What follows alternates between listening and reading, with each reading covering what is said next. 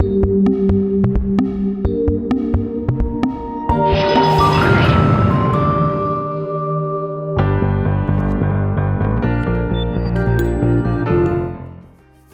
talk a lot about carbon footprint, right? And carbon footprint is a negative term. We look at how much bad we do. Why don't we talk a little bit more about carbon handprint, which is actually a term that is out there. And the carbon handprint is basically taking your carbon footprint and setting that as a baseline, and then, measuring and celebrating all the stuff that we do to decrease the carbon footprint. That is our carbon handprint.